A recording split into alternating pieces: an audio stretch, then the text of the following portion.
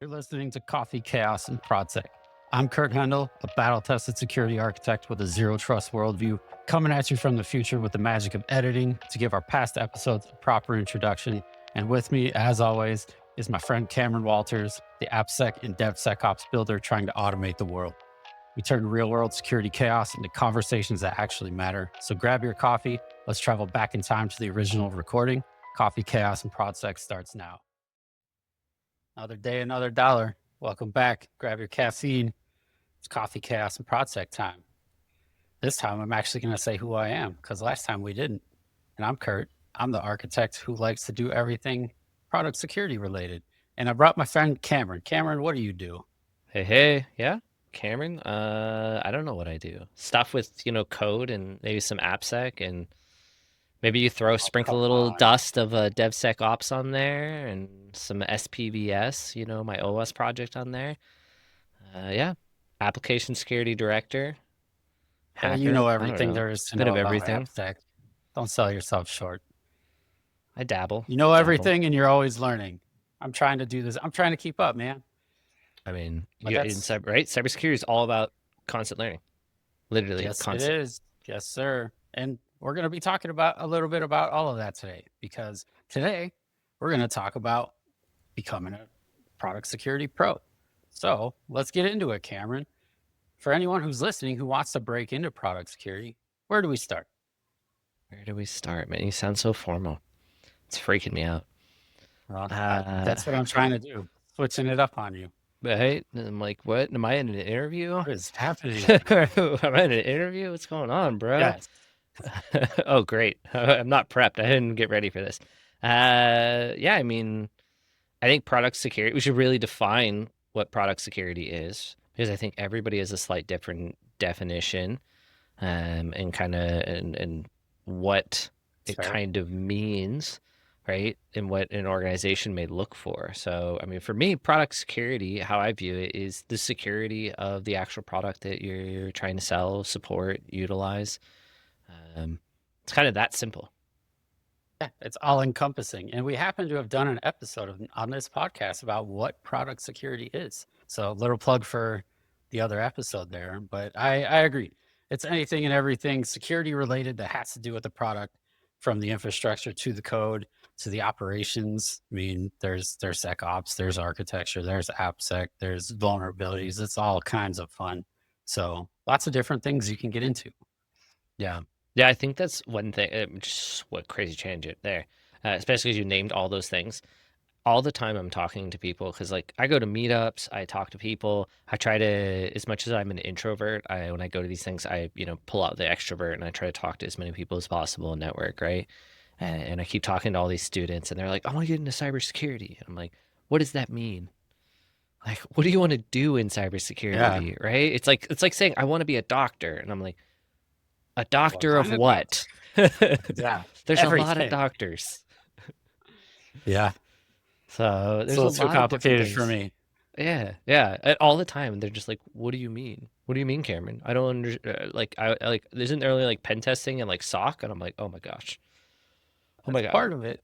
Like There's a lot more. It's like an you need iceberg, man. right? It's a lot. So I actually did this for one of the schools out here. Or I can't remember who. I sent it to a friend. He's like, I want to be in cybersecurity, and I'm like, all right, what does that mean? And he's like, I don't know. And I was like, go ask Copilot or ChatGPT or whatever. And he was like, what? I don't know what you mean. And I was like, oh my gosh, I'll do it for you. And so I asked like ChatGPT to give me like 20, right? Like 20 different jobs. And then I sent all the jobs and descriptions to him. And he was like, there's a lot of jobs in cybersecurity. And I'm like, yeah, it's a broad field. It's Yeah. expansive. I mean, before I got into it, I didn't have the luxury of being like, hey, ChatGPT, tell me the answer. I had to read a book to Yeah. figure out what kind of role I wanted to take in security. And I didn't end up in the role I wanted to be in. I mean, Yeah. that could be a good segue to, well, how the heck did we get into product security? And I think I've talked a little bit about this in one of the previous episodes, but for me, it was kind of by accident. Like I always liked security. I came up through university. I specialized in security. I did hacking projects. Back when Bluetooth wasn't so secure, I did a bunch of bluejacking work and just hitting random people as they walked by. It was a lot of fun. Um, But then I went into like information assurance with a DoD contractor and kind of broke it before I rebuilt it and added more security to a multi-level system. And it got kind of far away from it for a while. Just as a dev, you go in a bunch of different directions, right? Like I got to have a job. Whoever wants to pay me, I'm going to work on their code. And so maybe security becomes less of a priority. Maybe it's higher priority. Got into consulting a bit and started kind of falling into GRC because I was helping out governance, risk, and compliance. Can't forget to define the acronym for anyone who's wondering. We got to get But good at that's all that. the That's what we have to policies do. and the standards, all the rules. GRC creates the rules, man. Um, and from there, it was just like I ran into someone in the kitchen who, business information security officer, he was like, I need to build a team. I have a security architect role. So I interviewed, and well, that's the first domino to fall. I've been in security architecture roles for probably the past 8, 9 years at this point, and have jumped up into leadership and senior leadership and built teams. And I just want to keep going, man. It's fun. Makes sense. Yeah. Yeah. I mean, it kind of sounds like you fell into it. I kind of tripped over my own feet and fell into it. Yeah. Or coffee kind of brought me there. I was grabbing a coffee when I ran into the is my previous one of my previous bosses in the kitchen, just having coffee in Chicago, and one thing led to another. So once again, there's some importance to coffee here. Fair enough. I mean, we never talked about it, but I am drinking some basic coffee, no creamer, but it's in the best cup ever, which is a Murloc cup. So if you're a World of Warcraft fan, played it, it is literally a Murloc in the YouTube video. If we ever publish the YouTube videos, uh, you'll be able to see my sweet Murloc. I have smashed a lot of Murlocs in my life. Same, right? There's Yeah. I think there's Taking me back. there might be a correlation between like developer or like cybersecurity or AppSec professional and how much WoW they played when they were a kid. I could see that. I could see that there's probably a Yeah. tangent there or something. So, but yeah, I mean, my origin story, I think I always knew I wanted to be in cybersecurity. I always tell students you got to have your origin, like what made you want to be in cybersecurity? What was the moment? What was your time that made you think, yeah, cybersecurity is the way I want to go? And so my origin kind of story is I have a couple different ones where I realized that I like you could break stuff, like that there are these security barriers, and these security barriers are barriers. They are not like walls or impenetrable walls, right? So there's a long time ago, I was playing World of Warcraft, perfect. Segue into there, nailed it. And we were gaming with a whole bunch of my friends, and their parents locked off the router.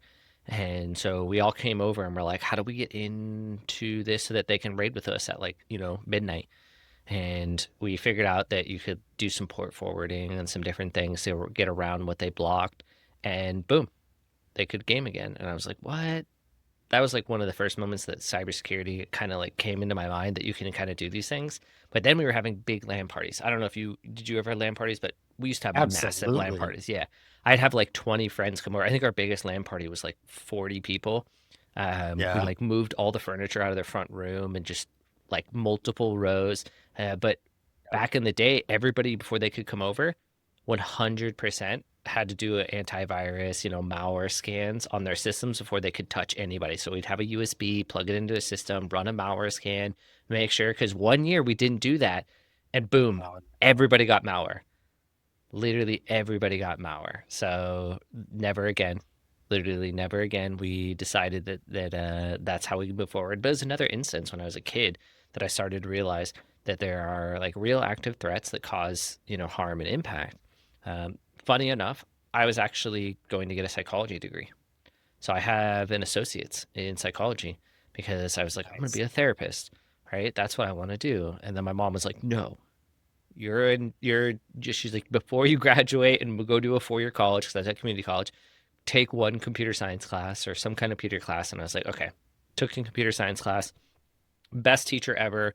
I was at Saddleback College in California, and the professor there, she's an amazing professor, and I was like hooked.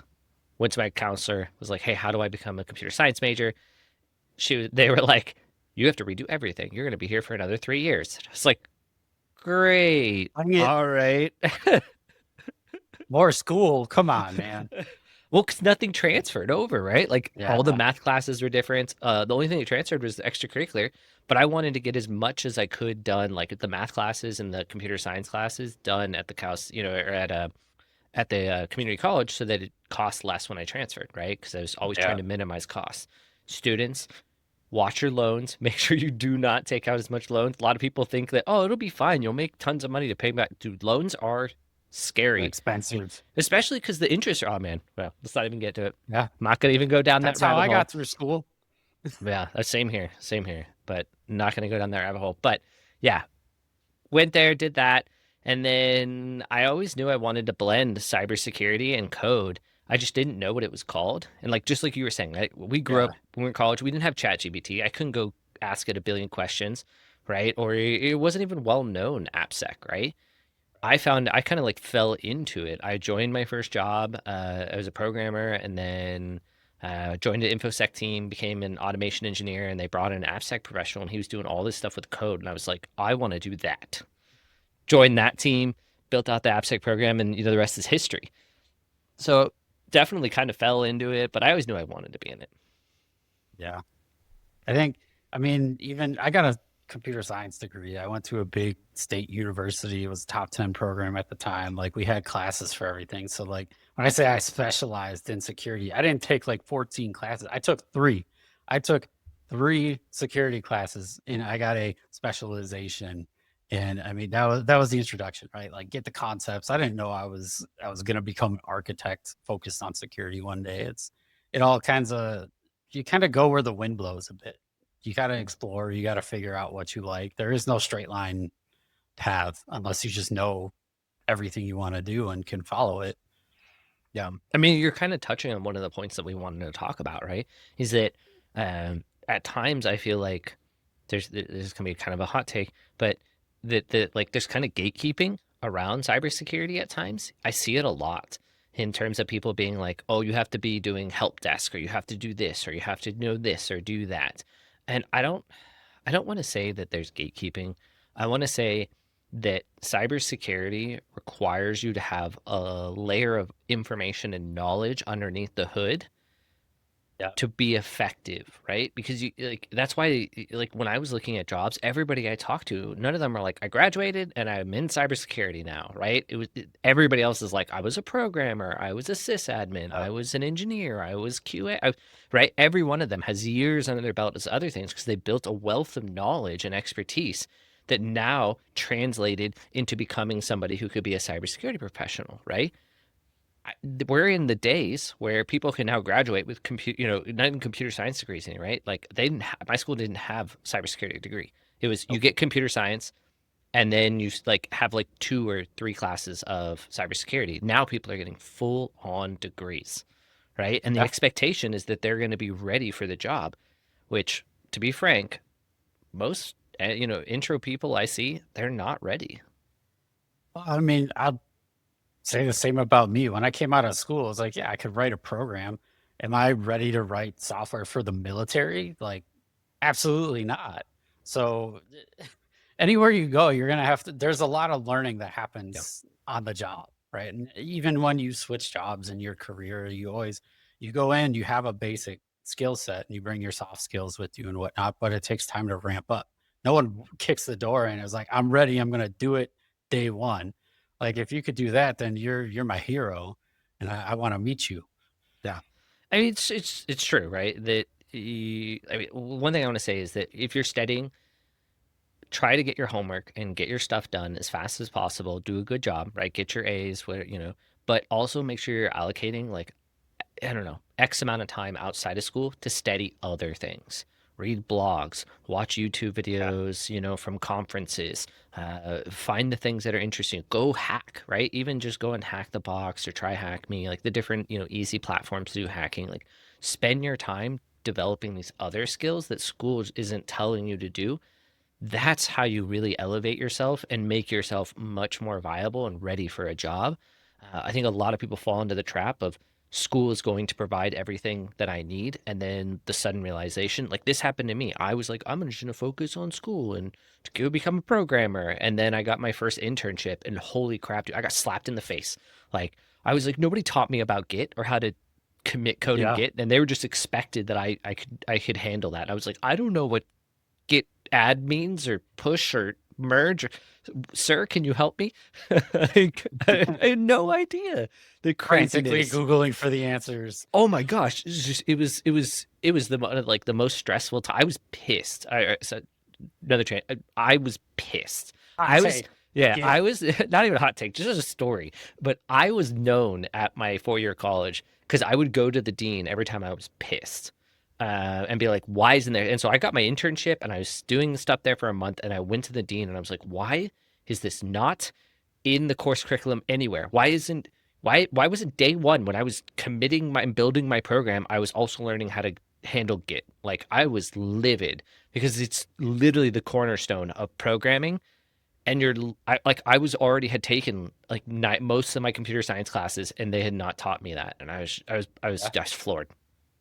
Well, I mean, it kind of speaks to the industry, right? So like schools are designing curriculums around what they think people need to learn to go into the industry. Like if you get a professor that was in the industry and now isn't or still is and they're doing both roles, like that's where you want to be because they bring the professional experience into the classroom. And for a while, we had a failing as an industry. Like no one's sitting here saying, "Hey, you should build this into your curriculum." Right? It's exactly what you just said. Of, I'm pissed. I'm going to go tell the dean, "Hey, fix the program," and they'll have to find someone to do that.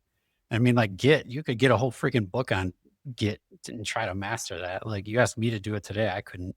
I have to go to ask my buddy ChatGPT or name any of the AIs or even go old school and use Google. I can't open a book anymore. Come on, I'm kidding. Um, You don't even have the but book. Find the book. I don't even have the book. I have books somewhere in my house in like a bin in a closet or the garage, and I haven't opened them in years. But I've kind of had that privilege to contribute a bit because I've had professors and people in universities reach out to me as a leader in cybersecurity to say, "Hey, I want to talk to you about your experience because we want to improve our program based on input from professionals." And so we can talk about our experience, kind of like we're doing here, and they can pick and choose elements to build into the coursework.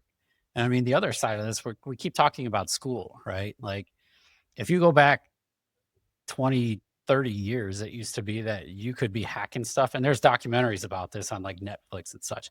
You can hack and you make a name for yourself because you're that guy that broke into whatever company and found the hole and made a splash, right? Used to get a job doing that.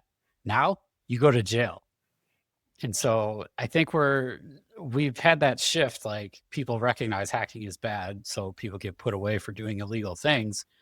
But at the same time, I think we're starting to see jobs open up again where they're not saying out of the gate, you got to have a 4-year degree. They're saying have a 4-year degree, and that kind of it takes the requirements down a level. Or if you don't have a degree, maybe you have 2 extra years of experience instead.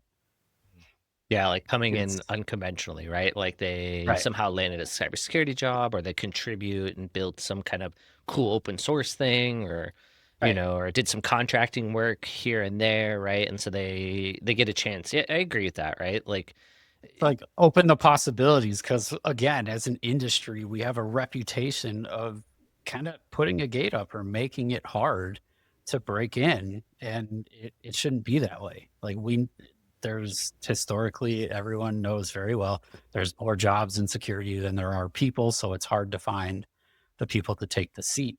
And so it again like open doors to people. I've seen some amazing threat models built by people that were like mathematicians. Mhm. So what does that tell you? Yeah. Yeah. That would be crazy. I want to see those start models. You got to send them over. I want to check that out. I've got one somewhere. We can talk about it at work because that's where I actually had it happen. It was like, I think about a year ago, I opened a threat model. And I was like, holy crap, who did this? It's amazing. I Mm. went to one of my guys and was like, did you do this threat model? Because he kind of set the standard.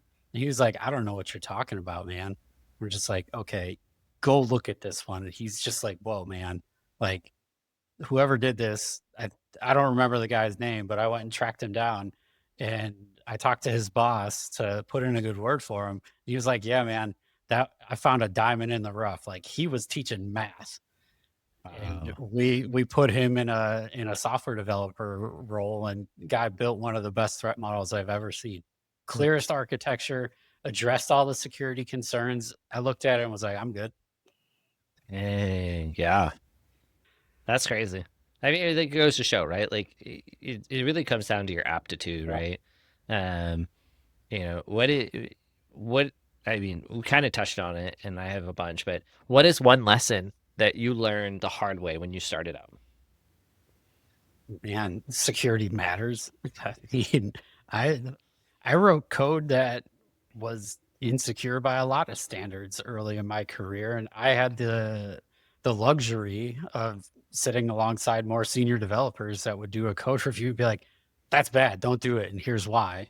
So I kind of explain it to you and why you have to do it a different way to keep things secure. We're dealing with databases, and so the context matters, and you don't want to build a weakness into the system because if you launch that into production, we're going to lose our contract, right? So we caught it early, following kind of old practices that we probably don't see enough of anymore. Um, but I mean, from that point on, it was like always think about security from the start. And I mean, that's my job now. Yeah. If I had to think of like one lesson, I mean, yes, security matters, Of course. but a lesson. There's so many I want to touch on, but I know we're going to touch on them later.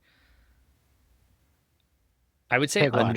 I would say understanding, right? Understand what you're doing and why you're doing it. Like junior engineers, I want to think, I'm trying to think of like junior, right? And the mistakes I made as a junior, and the mistakes I see from people who I, work with or I know juniors when I hire them. They often make this mistake where they are so focused on proving themselves and doing that they don't sit down to spend the time to understand the problem. And I always have to tell this like an origin story for me is that I worked at this medical company as my one of my my internship, and so everybody around me had like doctorates, right? They're like doctorates in computer science, right? Super smart people.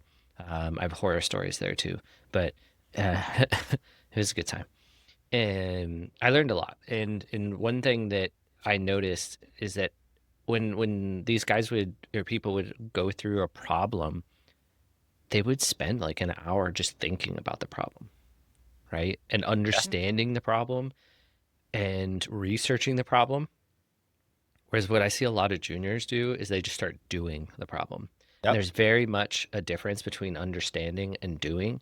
And one thing like I run in my team is I always tell my team, like, you gotta understand. Spend the 20 or 30 minutes, ask me questions, ask the team leads questions, right? Understand why you're doing something before you start doing, because it's going to change how you solve or do whatever you got to do.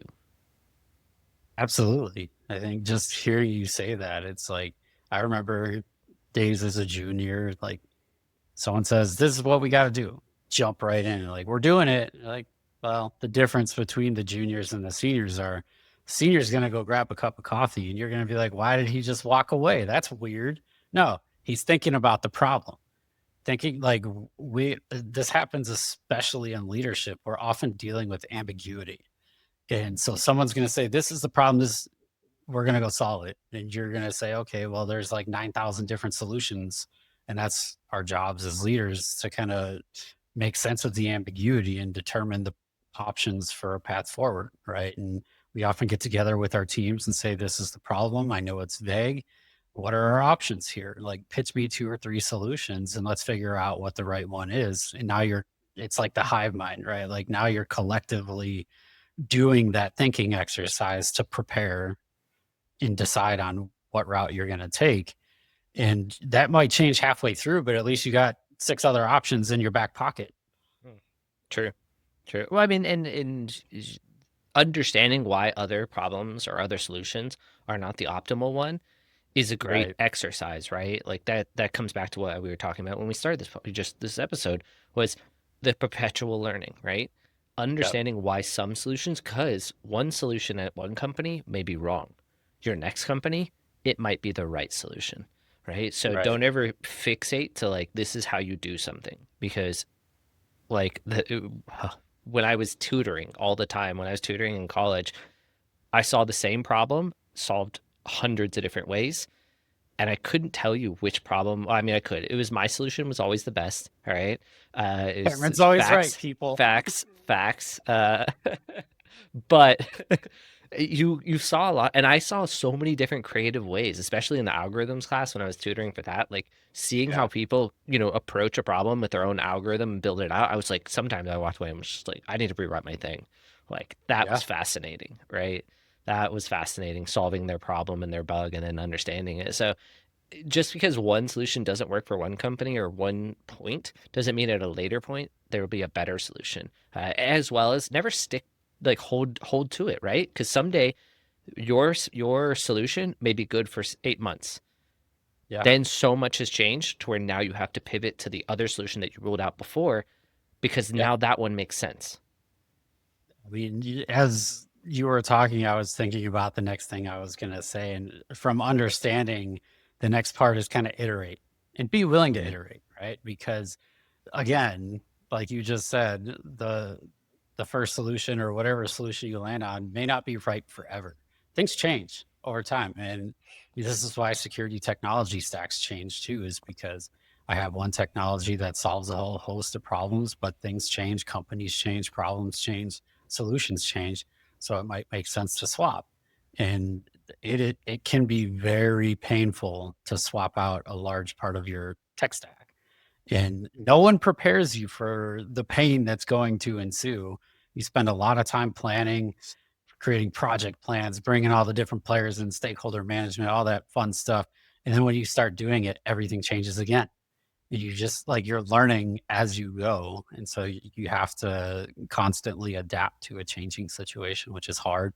But if you have the ability to constantly learn and adapt based on that and make mistakes, that's the most powerful tool anyone has in their toolbox is to make mistakes and learn from them. If you make a mistake, fall on your face, sit down and cry, I mean, you're stuck, right? But if it's like I have a 4-year-old, so Bluey's a show that we like. There's an episode where it's like, have a cry, dust yourself off, get up, and move on, right? So like that Mhm. holds true in security, it holds true in life, like everything. Yeah. I think that's one of the lessons we should just shout out right there, right? You're going to fail, right? Yeah, Like I have somebody like I work with plenty of people who struggle with that, with the thought that they may fail. And all the time I'm mentoring through that, being like, you're going to fail. I promise you. I yeah, was like, guess what? I failed 4 times this week.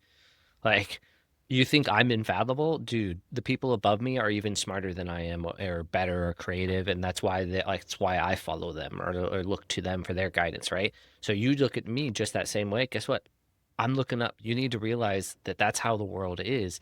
You're going to fail. You're going to make mistakes. It's how you get up and keep moving forward and make sure that you learn from that failure.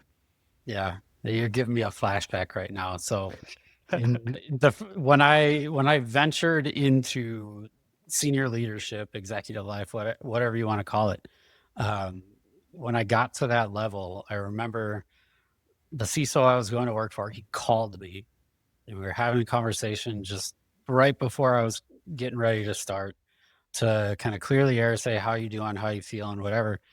And I think we probably talked for, I don't know, 30, 40 minutes, whatnot. But one of the things he flat out told me that I don't think anyone really prepares you for, and I remember to this day, it's flat out told me, you are going to fail. And I was just like, whoa, dude, like that's not my style. I don't want to fail. Yeah. He's like, you're gonna fall down, you're gonna get back up again, keep moving forward. That's and to this day, I've fallen on my face so many times. Like leadership is hard. There is no perfect answer. Like I said before, you're often leading through ambiguity and having to figure out the right path to take and adjust and set expectations. Like it's hard. So the best thing you can do is accept the fact that failures occur, figure out what you can do better and do it. Try again. It's better to have tried and failed than to have not tried at all. Like, I know that sounds cliche, but it's true. Yeah. So if someone wants to get into, I don't know, we could say ProdSec, we could go Any part of specific. security, Yeah, well, I mean, definitely for that. But I'm thinking, what are some skills that somebody could learn, right? I know I can take first crack at it, or do you want to? you're clearly already thinking about it. So if you go first, I can actually think about it. There we go. Fair enough. Um, well, Jedi I mean, mind trick. yeah, No, there it is. Flip the question. Uh, hey, good interview tip, right? Ask the interviewer the question in a different way and see what they have to say to buy yourself time. Uh, but I'm thinking from the application security side, security engineering side, or DevSecOps side, right? There's so many things you can do as a student or somebody who's studying to get into ProdSec. I feel like so many people feel paralyzed that they're like, I don't know what to do. I mean, there's a lot of Googling you can do, but I always yeah, recommend there's so many open source tools. So for like getting into DevSecOps or AppSec, I say build a pipeline, right? You can totally do that. You could set up your own Jenkins server that hooks into your GitHub. You could set up something locally from end to end. You could use GitHub Actions and set it up there. There are different things you can do, but you want to embed security tooling in there, right? And security tooling would be like SAST, static application security testing tool. That would be Sneak has an open source tool, SemGrep has a community version, and then OpenGrep are like the ones that come to mind. They both have versions of SCA tools, software composition analysis. So grab like Juice Shop or something from OWASP, embed that in there, run some scans against it, throw it through a pipeline, see what it does, understand how that works. Maybe spin it up, and if you can get Zap working, Zap is a DAS tool, dynamic application security testing tool. Set that up against it and see what that looks like, right? Uh, there are now a bunch of open source secret scanners like Trufflehog. Run that against the code and just build out what would be a secure SDLC, right? A secure software lifecycle, whatever it's called, acronym. And build software that. development lifecycle. Oh yeah, dude, I'm fried with you. So, but like you would build that out, right? And that's a great project that you can also put on your resume and be like, I built this. And then the next level up is you go take a full stack course. And while you're writing that full stack course, you have all your commits going in there and being automatically run through security scans. And you can say, hey, well, I took this course, embedded it into my pipeline, and boom, now you're showing actual real world skills because this is what half Yep. of my team does daily is setting up scans, helping the engineering teams embed scans in their pipelines, embedding in there our own enterprise tooling. All the tooling I said, the community versions are very much like the enterprise level version. It Yep. directly translates, right? Then the other thing, go read some good books, right? For application security, there's Tanya Janka's book. It's Allison Bob Learn Application Security. She also has secure coding too. Those are great foundational books to get into AppSec/DevSecOps. I always say DevSecOps and AppSec are like interchangeable. I always look at the job postings and I'm like, there's maybe some slight difference, but everybody's got to. I don't know. We've talked about in other podcasts. Cybersecurity names frustrate me because you go to one company, it means they say DevSecOps, and then you go to a different company, and it's like the job posting and the job work is the same, but it's called application security. Then you go to a different company and you're in ProdSec. I'm like, can you True. guys can we just come to some kind of but I get it, right? It's you got to look at the things, look at the skills and see how they line up. It's the evolution of security right there. Yeah. But I mean, that's another thing that's always been hard too, is getting that real world experience. And I mean, like for me, my journey was obviously different because I went the architect path, and now I'm like designing things and helping people build security in from the start. And so like having to understand architectures and design patterns, I'm not so much talking about the code level stuff anymore, so much as like the infrastructure, or how is the software built? Like software architecture is the thing, network architecture is the thing.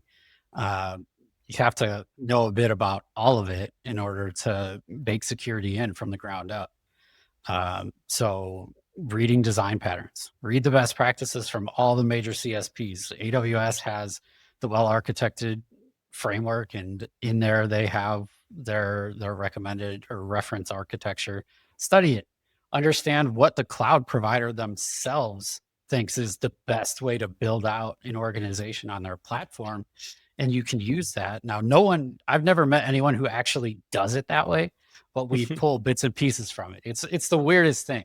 But then too, like I've worked places where you kind of follow that and you have a single AWS org and you break it down into organizational units and you apply all your service control policies, better known as SCPs, um, to really govern things and bake the rules in.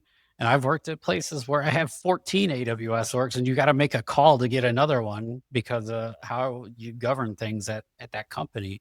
And it's crazy. But at the end of the day, it comes down to the fundamentals and the best practices, which also evolve over time.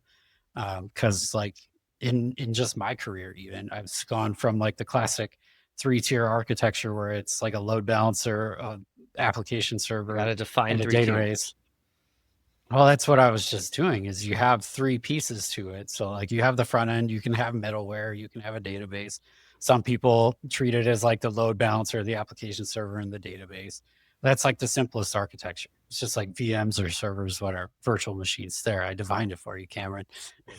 Maybe. But even in the last, I've been in the industry for over 15 years now, and I saw containers go mainstream, right? Like containers have always been a thing on Linux, but then here comes Google and Kubernetes and the rest of it. You're like, whoa, now I can maximize the use of my infrastructure and have multiple systems underneath the hood, but manage things at a higher level. And so architectures change, and depending on your use case, like it may work, it may not. So you constantly have to be studying these things. And then as architects, we do threat modeling. I mean, there's application security people that do threat modeling too. Yeah. Yep. It's weird. We do it in different ways, but somehow come Right? out with the same result. I think it's very interesting how our team is set up, right? Between how we've been like, there's a security architecture and an AppSec team, but in traditional, like that would be one org, right? Like you would have ProdSec. you would have like ProdSec and they'd be under. So I've seen a lot of, just application security org, and they do threat modeling in there too. Yeah. I think it's, for me at least, it was weird when you're like, you're going to own threat modeling. And I was like, why is that? That should be a Cameron thing, but fine, I'll take it. Because of the style in which we did it is more of a like comprehensive security review process where you're looking at architectures, you're looking at documentation. Like my job is mostly reading. It's funny. Like if you think about me going through school right now, I always hated reading. Hated books, I hated reading. I don't spend a ton of time reading in my personal time. And then you think about like, what do I do all day for work? I read stuff and I create content. And so it's like now that I've matured and grown up as much as I can, I'm still a child at heart. Um, I I start reading. Sometimes I have to read like a fictional book to just escape the chaos that's happening in my brain. Mm, I could see that, yeah. So I want to pivot into, there's something one of the topics that's in there, but I think it all directly translates. So everyone knows we got a massive agenda. We always put a big thing together, but what I wished I knew earlier, reflections is kind of the thing, and it kind of aligns to something we were going to talk about. I feel like our agenda is a little. We got to fix that, but is soft skills, right? Is soft skills. I think a lot of people, like we're going to talk back to a lot of the engineers, junior engineers, students I talk to, they're so fixated on being extremely knowledgeable and thinking they have to know every little thing, and they neglect every skill that I think that is needed and what will elevate you to a senior, which is communication, your influence. And influence is more like your brand. Like I think people don't understand that you have a brand when you're working.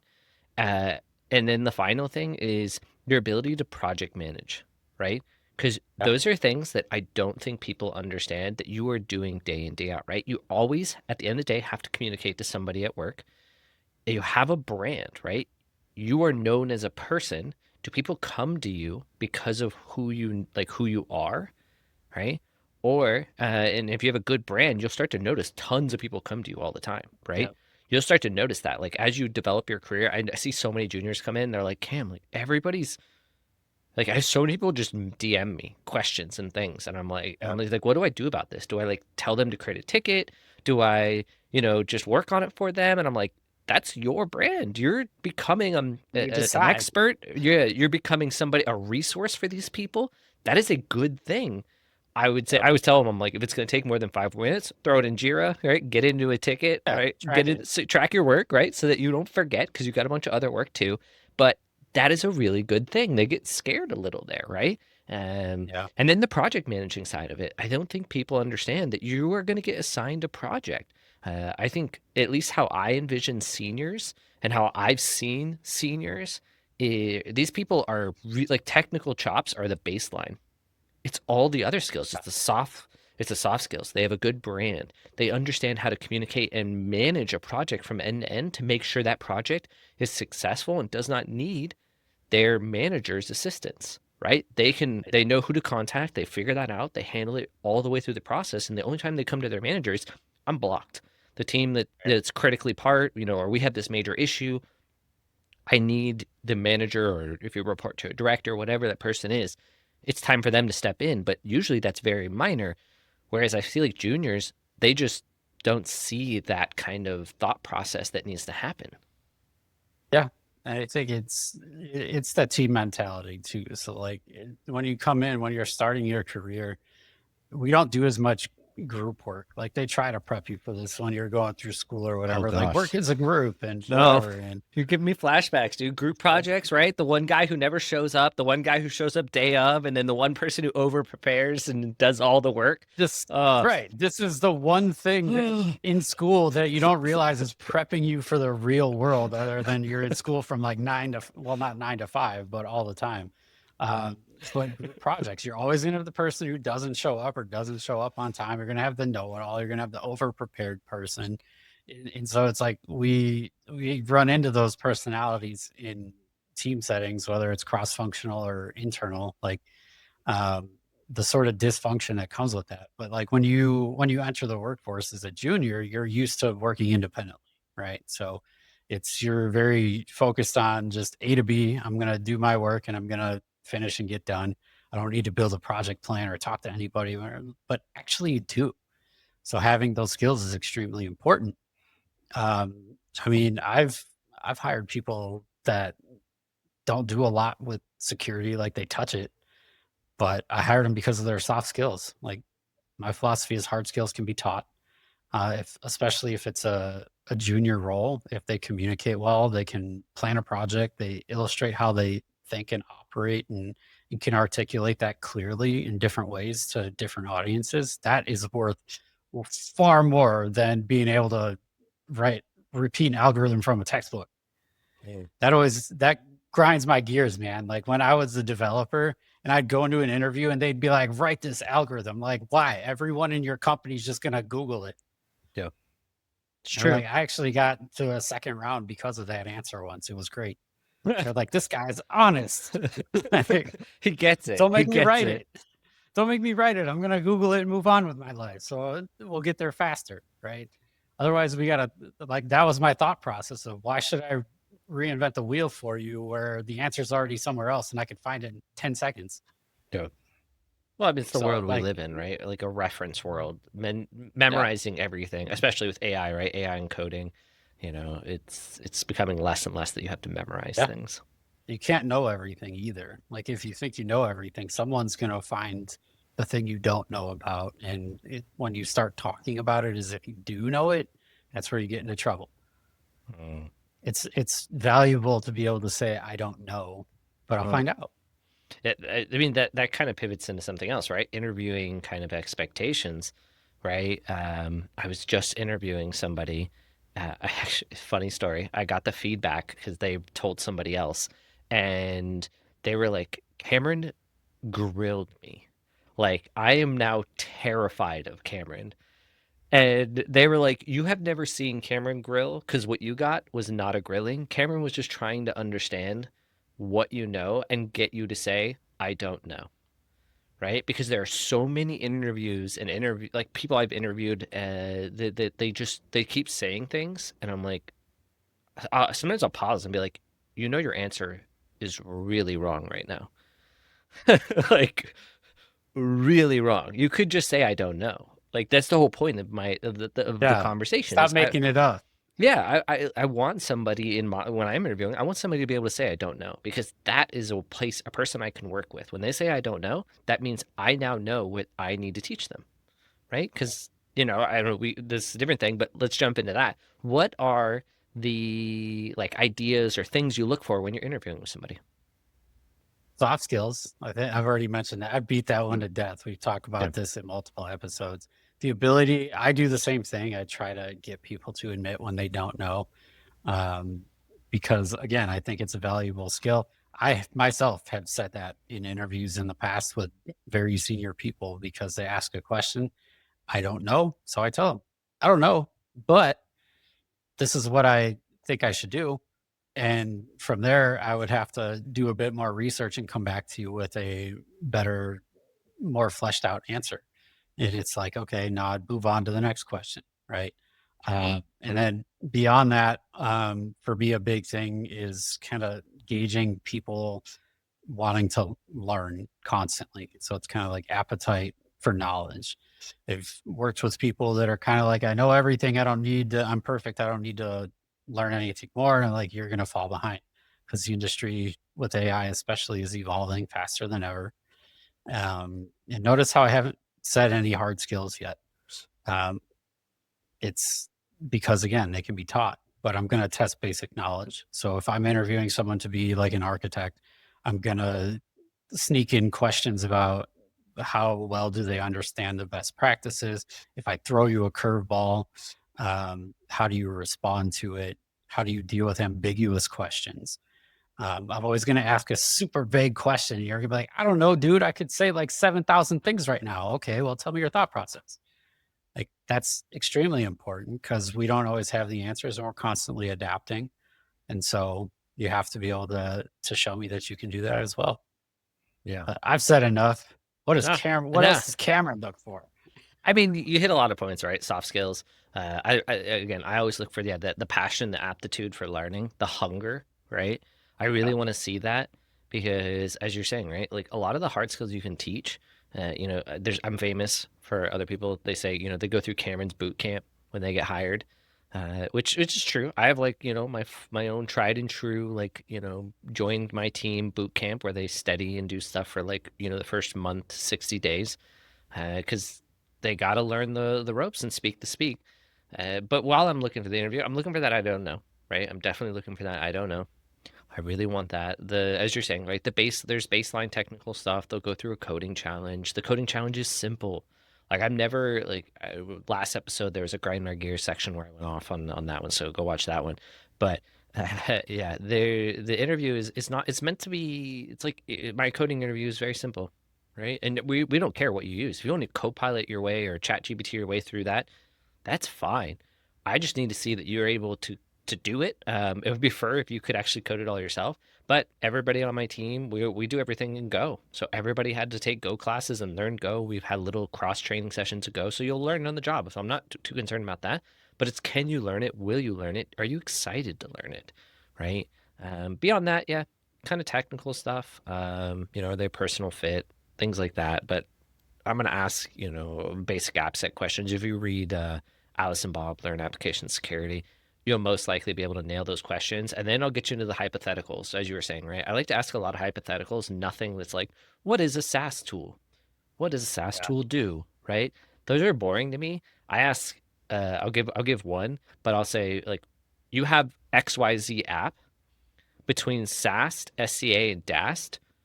Which tool would you pick? And you can only pick one, and why? Right? And so if they know the tools, that's a question I'll ask. And then they have to justify why they would pick different ones. And for me, there's a thought process that happens there because you have to ask a lot of questions. And the senior people usually ask a bunch of follow-up questions. The junior people just give me an answer. And Yeah. that tells tenfold, right? That tells me right there the person I'm dealing with, because the person who's going to ask a lot of questions is somebody who's thinking and really churning through the problem. The junior who just throws out an answer is so worried about being right. That's fair. So, and that one I trip them up all the time. It's always a good time. So I have a lot of fun with that one. But mini topic, what is one tool that you can't live out or can't live without, and why? Insecurity or life? I mean, this is a security podcast, so I guess you got to All talk right. ProdSec. And you I can't say mean, coffee. it's- dang it, I'm out. Uh, it's like in my world, it's You I'm just want to say thinking through. ChatGPT. No, I engage AI plenty, but I think I could live without it because it's a new thing, right? Like I lived Right. without it for 14 years of my career, and now it's here. I'm like, oh, it's cool, man. I don't have to think as much, so it's faster. But I mean, I deal a lot in like threat models and diagrams. I use PowerPoint. I hate PowerPoint. I could live without PowerPoint. Sorry, Microsoft, but it is what it is. Like I need note-taking apps. I need somewhere to put my thoughts down and organize them. I'm not going to name any technical tools because there is an arsenal. Like I've used Palo Alto's Prisma Cloud. I've used CrowdStrike Falcon. I like Wiz, although I've never been a customer of theirs. Upwind Security. Like I can name vendors like crazy, but in reality, I could live without their tools and fall back on the cloud native tools in AWS, Azure, GCP, whichever one we're talking about. Um, but again, like I need a place where I can organize my thoughts and put together plans and ultimately project manage a lot of the time because that's So, how we design the plan and execute and get stuff done. so you're saying a note-taking tool? Either that or like a command prompt. Like Uh, talk about starting with the basics. How do you access a system and make modifications and manage it? mm. You stole mine. I was gonna say like a markdown formatted. Terminal, No, note-taking tool. note Like a taker.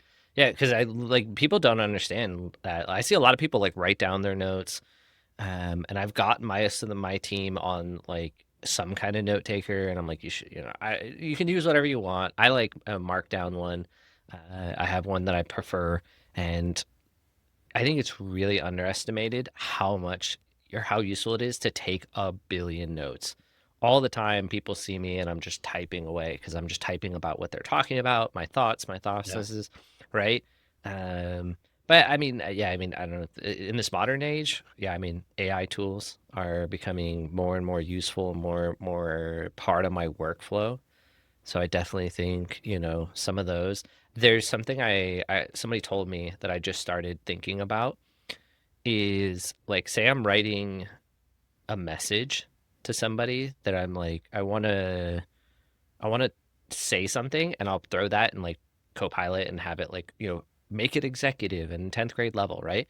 What I've started Yeah. doing is I write the most vile or mean hot take somebody could have to this message, right? Wow. And like be my worst critic, like something like that, right? And that really makes me rethink what I'm writing because I'm like, because again, what we were talking about, there's a lot of bias, there's a lot of tunnel vision that can happen using these tools to kind of have that worst critic without Yeah. talking to somebody else, right? You get that, and it's more on your own terms, which I think everybody struggles with taking criticism, right? And being that. Yeah. It's really made me rethink and how I communicate and kind of approach things. So random tangent, but I think it's a really interesting way to utilize this kind of new tools is to kind of think in that other way. A lot of people just are Yeah. again so fixated on being right. Why not ask the tool to make you be wrong? Right? Yeah. And I what does that mean, look like? we've talked about a handful of skills, and I mean that's another it's another skill. Like being able to accept the fact that you're wrong and change your mind. I mean, again, so coming at it from the leader perspective, I often will pose a question or make a statement, and then I'm going to back off and let everyone else talk because I want to know what they have to think. And I don't want to be the first to speak because then I mean, people kind of have a bit of an unconscious bias at times that they're like, well, they're the manager or the boss or the leader or Yeah. whatever. So I'm going to echo what they said because they want to hear themselves. I'm like, no, I don't want to know what I think. I know what I think already. I want to know what you think so that we can come together and make the best decision to move forward with. So I will often with my team say, here's the question, here's the problem statement. You guys talk. I sit there, shut up, and I'll chime in last and then we'll continue discussing. Have you ever done the opposite where you say the wrong answer? I have thrown the grenade into the room. Okay. I I love actually seeing that. I worked with a guy once who would do that purposely all the time to see if people were actually listening and knew what they were talking about. And so Mhm. he would just be talking about whatever the topic may be. He would say something just blatantly wrong and then keep going and see if anyone said like, hang on, let's revisit that point. Mm. Because then you know that they're listening and that they actually have the know-how to discuss that topic. And I mean, the willingness to call someone out and be like, hey, actually, I disagree with that. Maybe we should talk about it for a second. Mhm. Yeah. There's a lot of value in that. As a leader, I've done this quite a few times, especially with the new people. Like when somebody new to my team, I'll purposely go out and say something horribly wrong while they're on the call to hopefully have somebody else on the team call me out on it to show that it's Okay. acceptable, right? And I'll often be like, "Hey, I won't, sometimes I'll tell them I purposely did that, sometimes I won't, but I want them to be able to do that. I want my team to call me out. We're not infallible, Yes. right? I want them to be able to be like, no, there's plenty of disagreements. I've made sure we're public, like nothing bad, but like, hey, approach between these three approaches. I'll be like, I think three, and I know three is the wrong, and everyone else will be like, what is Cameron smoking? It's clearly two, like, right? But I want them to think. Yeah. It's always fun to see who speaks up and who doesn't. And not sitting here saying like we're testing you as leaders. And the message that we want you to hear is that it's okay to disagree. If it's not okay to disagree in that room, you're in the wrong room. Yeah. Well, and I think it also tells us as leaders if we've established that culture Yeah. because everybody just suddenly, like, I'll do it once and see what happens. If everybody just agrees with me, that tells me as a leader, I need to have a conversation with my team expressing that their opinions matter, right? So from a leader's perspective, right, that is a like a testing moment. And I don't like if you go into a conversation and be like, hey guys, you can agree with me or you can disagree with me, right? There's a difference from when it actually happens and you just being in a meeting and being and saying that, right? When it's actually put into practice, that teaches me as a leader, I'm failing. I need to Yeah. change this. I don't want a yes man culture. I Nope. want a culture of thought and individual and pushback and collaboration. And so that really teaches me. So sometimes, your leaders may do this and that might be their thought process or what, but it is something that I think is critical. So we're getting close to the end. Yeah. We still I have a think lot I more gotta things. there's so much more we could talk about, but I think like in the interest of time, how about we end on like a fun note? Okay. So if you did not work in product security, what would you do? Oh gosh. Not, I mean, in one way or another, I want to give back. So probably like a therapist. Um, The yeah, hard question. yeah, probably like therapy. Maybe like I don't know, firefighting or a teacher. I think actually a teacher would be really nice. I've always wanted to dabble in teaching part time, and then I saw how much the salary is and how much work you have to do, and I was like, oh man, I respect your teachers. Those guys are, especially the part time teachers, the adjunct professors. Those are people who are doing it because they have a real passion and they don't care Yeah. about making any kind of money because it is brutal, especially any tech related adjunct professor. Oh my gosh, I saw the salary ranges and was just like, this is insane. Like you expect people to do this? Yeah. Yeah, that is a hot take, but yeah. Yeah, I'm trying to think because like the easy answer is for me at least, like obviously I was a computer nerd. I went into computer science and programming, security, the rest of it, very technical. But when I was growing up, I always wanted to be a pilot. I live. So I grew up I grew up in the Chicago area. I lived out in the suburbs, born and raised. Every year, my dad would take us to the Air and Water Show in August downtown, and you get to see all the planes and jets flying around and the Blue Angels or the Thunderbirds, whatever. And like from a very young age, I was like, I want to be a pilot like those guys. And obviously, I didn't follow that path, but now every time I like get on a big plane and go somewhere, I was like, it'd be the coolest job in the world to just be up front flying the thing. Well, I hate flying, so Well, there's that. yeah, there's that. And other than that, like I can't even think like what would I do? All Like right. I Well, then, wanted to be a pilot and that's it. what's one piece of advice you could give somebody trying to break into ProdSec? Oh man, build your network. Mm, Network with security people, get different perspectives. I know us two sitting here shooting the breeze about breaking into product security. This is two perspectives. But you can't talk to enough people. And honestly, like most of the jobs I've gotten in my career are through networking connections, not straight applying or anything like that. So like the value of a network is insane.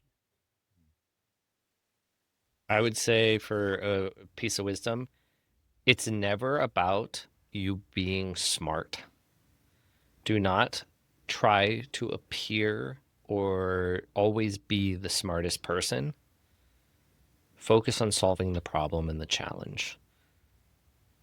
So I talk to a lot of juniors, people trying to break in, and they're just so concerned about being the smartest person in the room and the smartest person in the interview and the smartest person at all times. Go to meetups, and I can see the anxiety, the Not a frustration, competition. right? Like they're like they feel like they put me on a pedestal, and I'm like, dude, I'm just another dude, person doing things just like you. I'm not here to make you feel inferior or see if you're the smartest person, if you're smart, right? It doesn't matter. Everybody has something to offer. Stop worrying about being right and being the smartest. I like it. All All right, right. wrap it up. Well, I think it's time to take it home, right? So I think the message that we really wanted to get across today is it's never too late, it's never too early. You don't have to take a straight line path into cybersecurity, product security, whatever it may be. Explore, have fun, do what you like, find what you like, and pursue it. And so Cameron and I we're available for anyone out there who wants to chat about this topic more. Reach out to us. We're always happy to engage with people who want to talk about security, obviously, or breaking into the space. Smash that like or subscribe button. Got to do it because we're gonna be coming back for more in the weeks to come. So thank you everyone for joining us, and we'll see you next time. Take care.